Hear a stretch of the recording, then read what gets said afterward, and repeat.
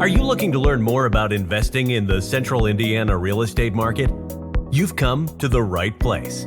Welcome to the Indy Real Estate Investing Podcast with T&H Realty, where we discuss all things related to investing in the central Indiana real estate market. Thank you for listening and enjoy the show. Hello, everyone, and welcome to another episode of the Indy Real Estate Investing Podcast. I'm your host, Jeremy Tallman with T&H Realty Services. We are a residential property management company that services the central Indiana market. With me once again today is Devon Hicks, our lead real estate agent here at T&H. Welcome to the show, Devon. Thank you. Very happy to be back. Yeah. So before we get started, I have to ask, are you devastated that you did not get Taylor Swift tickets? Yeah, I am. The being waitlisted is not a great feeling. It's kind of an emotional roller coaster, but I will say I got to see her last time around in Cincinnati, so I was lucky. Actually, my husband was lucky. I signed his email up, and he's actually the one that got the ticket. Wow.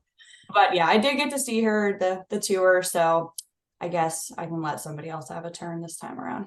Right. You know, for people that aren't here, Taylor Swift announced three shows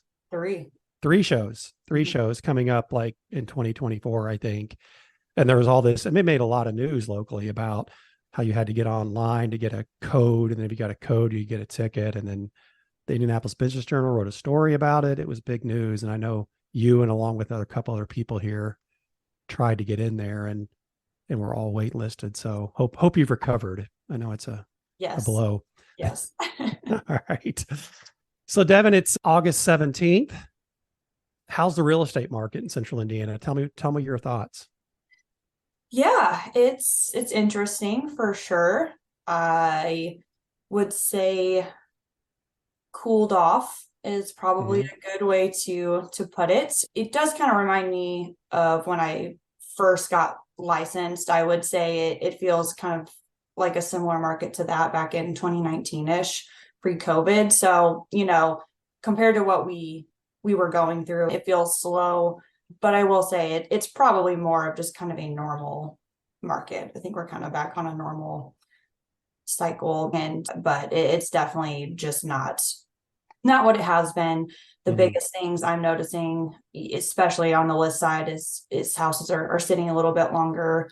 Sellers are having to put better products on the market and kind of have to do more to kind of put your best foot forward. Buyers are a lot more picky I think just with interest rates being higher, buyers are definitely, taking their time a little bit more and I think trying to not jumping on the first thing that they're looking at. So things are definitely sitting longer. Inventory is still incredibly low. I think we're going to talk about some of the MIBOR numbers, but very low inventory. So that's still creating somewhat, of a competitive market for sure. But, things are sitting a little bit longer. Things are selling a little below list in most areas.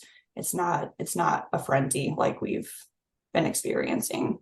Yeah, I think we should talk about a few MIBOR numbers here. And MIBOR, for those who don't know, stands for the Metropolitan Indianapolis Board of Realtors. It's our governing agency here in central Indiana. We put all homes through it. But we're back. The interesting thing, we dipped, our median sales price dipped a little bit below 300 because we hit 300 sometime last year. I don't remember. But in July, we were back to 300,000 as our median sales price. So pricing is being very resilient. The biggest changes, and we're seeing this month over month now, is the decrease in closed sales and the new listings. So the homes that are closing and the homes that are going on the market are down 20+% year over year. There's just not many people entering the market on either side of it, wanting to sell or buy, and it's just really pushed down. So it seems like the ones that do go on the market, days on market, strangely enough, is up, but it's 9. Right. And I know we were running into that 1 to 3 range for the last, a couple of years ago, at least, but it's still fairly competitive because there's just not much on there.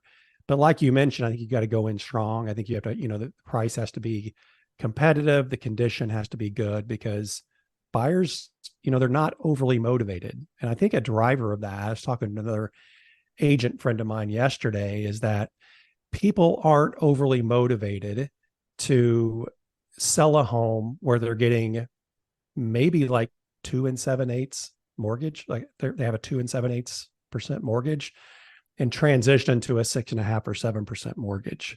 They have to be very motivated, and the product has to be perfect, is what this agent friend of mine said, for people to kind of get off that fence. So I would say that the interest rates have put the intended chill in the market. People are just not selling. People are not buying like they used to. So I think this is a good segue into our topic today, because it's still hard out there for investors. And I want to get kind of granular on an area that we have success in, because, a lot of investors are having a hard time still buying homes, but this is an area that we're having some success in, and that's Anderson. So I thought it makes sense to kind of do a little digging on this area. Devon, you know it really well. And I guess to a bigger point, we may start doing more of these kind of where to invest type episodes, spending some time on specific cities around central Indiana for people who don't live here, which are most people that invest here don't live here, that may not understand, Anderson or Greenwood or Shelbyville or whatever. We may spend some time over the next several months kind of going in and doing some deeper analysis in this. So let's start with Anderson, Indiana. Devon, just give us a quick background on Anderson, where it is, and just kind of that Wikipedia kind of background on Anderson, Indiana. Yeah, so Anderson's a town about 45 minutes northeast of Indianapolis. If you're looking at a map, it's kind of between Indy and Muncie. It's kind of an easy way to find it. It's a very stereotypical blue collar town, just kind of small town Midwest feel. The population is hovering around 55,000. So, similar to a few of the other suburbs of Indianapolis, honestly. I'd say some of the kind of larger employers that you will find there's a very large Nestle plant that is one of the largest employers there. There is a Harris casino and racetracks. There is a community hospital as well. I think those are kind of some of the largest employers. I know I did find an interesting fact as well. Jeremy, I know you're a big Dodgers fan. I am. So there's a player, yeah, I might be butchering his name, but Carl Erskine apparently is Carl Erskine. Yeah. Yeah. So he's from Anderson, Indiana, and he actually opened an elementary school there that's still operating today. So I thought wow. that was I did not know that. I know Carl Erskine lives in Anderson. Tom, and I think this kind of moves into the next topic I wanted to go over. We have a lot of people at T&H that live in Anderson or around Anderson, which I find interesting. And, it is, to break it down even further, since Scott and I started doing real estate, becoming, buying rentals and buying flips eventually, it seems like a lot of the contractors that we used were from the Anderson area. So it's always been, something that Anderson's always been there for us in terms of not only contractors, but also employees now. And Tom Hunt, our maintenance manager, he lives there with his wife, who also works here. And he had told me, all about Carl Erskine, and had given me actually a baseball card of Carl Erskine, which I used to be a huge baseball card collector. And when we made our last move, literally just gave most of them away, because that industry's kind of had a tough little run here. But, it's also about Anderson too. I'll say I was never a huge fan of the area, and it was mainly because I just didn't know much about it. Right. And I kind of bought into maybe some of the stereotypes. It's blue collar. It's a lower rent area. You're not going to find a lot of qualified tenants. But I do remember kind of the tipping point for us into the market. It was a few years ago, where an investor that we worked with, he had some properties here in Indianapolis, and then bought one in Anderson and said, "Hey, would you guys take this on for us?" So we never like our clients, unless it goes way out of our territory, to have to use a different management company for obvious reasons. And so we said, okay, well, we have people that live there. We have self-showing technology. Let's do it. And we decided, we decided as a staff, kind of like, let's just move ahead. And I was really shocked that house leased so quickly. It was a nice house too, but we've just had some good success up there, and it's a market that obviously you're a big fan of. So let's talk about some of the pros, like some of the things, the good things about Anderson. So if I'm an investor, Devon, and you're talking to me about Anderson, what are the things you're telling investors about the reasons why you should invest there? Yeah, I would say first and foremost, just the purchase price to rent ratio is better than anything you're going to find in Indy for the quality of the area. You know, there's definitely neighborhoods in Indy where you can find that, but they're usually rougher areas that we're probably not going to recommend just for other negative issues that those neighborhoods bring. So kind of for what you're getting, the area you're getting into, the quality of tenant that we've experienced up there anyway, price to rent ratio, you can still find the 1% rule, exceed the 1% rule, which really just It's does hard. not exist in Indy, in decent or better areas. So first and foremost, you have a much better chance at cash flow. So investors that have, more of an emphasis on that goal, definitely better chance of cash flow, especially right now with the way rates are. You get way more bang for your buck. As of 2020, the median home value there was $80,000. So Wow. very, very affordable, so I work with a lot of newer investors that, it's their first one. They don't want to invest a ton of capital up front. They're, kind of testing it out. So it's a great option for investors that don't want to have to come in with a $60,000 down payment. Right. That can find some really decent houses for very affordable. I'd say the average home price that we're helping purchase for single family is probably between 80 and 120,000. It's pretty typical for Anderson.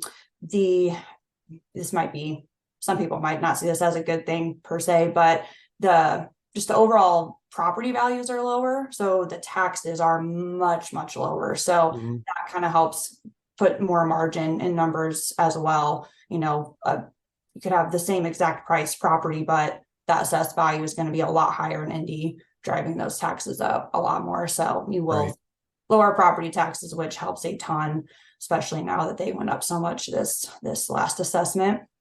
From what we've experienced, I think last we looked, we managed around 30 to 40 properties in Anderson at this point. So I think that's a pretty decent sample size. The rental demand is fantastic. For everything that we leased there in 2022, average days on market was only 17. So when you're taking into account the slow season in winter, that's really good. That's, not bad at all. So, really good rental demand from what we've leased up there anyway. There's lower violent and property crime. I know it's much smaller population than Indy, but per capita, the crime up there, the crime rate is significantly lower. So, that's always a good thing. So yeah, on paper, and I do get pushback from investors because on paper, it really doesn't look incredibly stellar. And on paper, I probably would consider it more of a C-class area. But, we've just had great success, great experience compared to a lot of other areas. So. Right. Now, so I think the overriding theme here is there's just more opportunity, right, up in Anderson. I've talked to investors around here, and you mentioned Anderson, they kind of wrinkle their nose, kind of like I did, honestly, maybe 3 or 4 years ago. But then I look at photos and I, see homes rent that quickly. It's like, these are nice homes. We're getting qualified people just like we always do. And like you mentioned, to have a 12-month average of 17 days on market rather, that's impressive. I didn't know that. So that's good to know. And I think investors would be interested to hear that. So, okay. So we've talked about what you like about it. Let's talk about some of the cons. Like, I'm sure you get into discussions with investors and, maybe they've read something, maybe they have different goals for their property, but what are some reasons where people may not want to invest there, or are at least at the start very leery of investing there? Yeah. I'd say one of the biggest things that people see is there was a GM plant in Anderson that was the lifeblood of that town for decades, and it went away. And so it put that town through a significant economic decline. So there's a lot of years where, population just dissipated, poverty went up. So it did go through a very significant economic decline. And I would say it really only semi-recently kind of started to bounce back. Like you said, we really kind of started hitting it up there just within the last few years. So I think other investors and people have kind of caught on as well. So I think there is kind of some money getting put back in, investment getting put back into the city. So I think one of the biggest things is there's just not a great track record yet to see if it's going to stabilize out and continue to improve. I think there is still kind of a risk that it just stays really stagnant or it kind of goes back into decline. So I think that that's kind of a fear that investors have, and it's warranted. It definitely did take a pretty big hit. So I think it's kind of yet to be seen if it will kind of continue. I know the population slightly increased from 2021 to 2022. So, I think there's some good indicators, but not a great track record yet. So, right. Well, that's interesting because Indiana, generally speaking, has lost population. Like, I'll say this: there's a lot of small towns like Anderson that have seen population decreases, and so for it to actually see an increase this past year, that's a positive sign. I don't know. It's hard to say. You probably don't know if there's 55,000 people there today, what was the population 25 years ago when that factory was up and running and people were gainfully employed and things like that. But the reality is, Anderson is a microcosm of a lot of other manufacturing factory towns like Detroit. That's the biggest example we have. But Gary, Indiana is another example of that, where industry was so big up there and it's not anymore. Anderson, it's similar. It's just a much smaller town, but they have similar effects on an economy when the main employer goes away. So absolutely. Yeah. Another pushback I do get is, and I understand, if you're out of state, you don't know the area super well. If you look at a map, it does look very, very far from the city. So that's a fear that people have of just finding qualified tenants and things like that. But, I think we have a lot of investors from, the West Coast, East Coast. So they're used to their, 2 to 3 hour traffic for a half an hour commute. Whereas here, a 40-minute commute is a 40-minute commute. You might add on 15 minutes during rush hour, but it's not bad. And like you said, we have several employees now that all live in Anderson and commute into the office and the Broad Ripple area. So it's really not that bad, but it's definitely, one of the reasons I get for investors not wanting to get that far out of the city. That's another thing I get, but really, yeah, I would say kind of the economic factor is the biggest kind of thing that it doesn't look great on paper, and investors are kind of leery of that. The median income is pretty low. I think it's like 38,000, something like that. So I think those have been the main concerns, but from our experience anyway, we've really been able to kind of show the opposite for some of those concerns, and we have no issues finding qualified tenants. I would say I'm not on the rental side, so I don't hear about every little thing that happens, but I know when adverse events happen with properties that we manage, they're usually talked about and discussed, right. And there's been very few instances of things happening in Anderson. You're right. As far as evictions, squatters, vandalism. I mean, I can only think of maybe 1 or 2 instances the whole time we've been managing up there. So it's been a good experience overall, I think. Yeah, it's a good point. And the bottom line, Indianapolis, Central Indiana, it's a commuter area, right? We don't have great public transportation here. They've made some attempts at it. So it's not uncommon for people to drive 40, 45 minutes to work. And so, people in Greenwood, for example, or Johnson County anyway, could have that experience depending on where they work. But if you get, there's plenty of very good jobs on the north side of Indianapolis. And if you choose to live in Anderson, you're going to pay a whole lot less. You're going to have a little commute down 69, but at the same time, you're going to get a lot, like you mentioned, a lot more bang for your buck. and still have a good job here in Indianapolis. So, Devon, can you kind of wrap this up?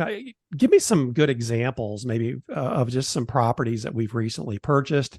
We don't have to give addresses, obviously, but you can just kind of give us some overall numbers of examples of homes that we've purchased for investors. Yeah, we got one about a couple months ago. We closed on one for a client in South Anderson, 4-bed, 2-bath brick ranch. Nothing fancy at all. Very, basic finishes. He bought it for $130,000 and we leased it for $1,425 pretty quickly. Nice. So he had to put a little bit of work into it, I think, but yeah, it was definitely priced, accordingly. So yeah, that was a really good one. Happy with that. There was a really good BRRRR project that we helped a client with. He purchased it for $111,000, a 4-bed, 2-bath. I think he put about $40,000 into the rehab, and it's easily worth probably $215,000 to $220,000. So that's nice. Pretty much, it's better than a perfect BRRRR by industry standards, I think. So yeah, really great deal. That was a really good one for that. I know there's a lot of people looking to do kind of that BRRRR method right now that I speak with. So can find those up there as well. One more that we have was a duplex. This was last year that we closed on this one, but really nice 2-bed, 1-bath per side duplex. We actually manage a couple in the neighborhood. So, but yeah, he purchased it for $190,000. He did get a pretty big credit on the back end to do some inspection repairs, but still $190,000 purchase price. And there was a long-term tenant in one side, so they're paying a little bit less. They're only paying $825, but the other side's paying $1050, and that's about market rent. So, theoretically, he'll eventually be getting $1050 aside for a $190,000 duplex. So yeah, and I think investors listening would say they would do that all day long, right? Yeah.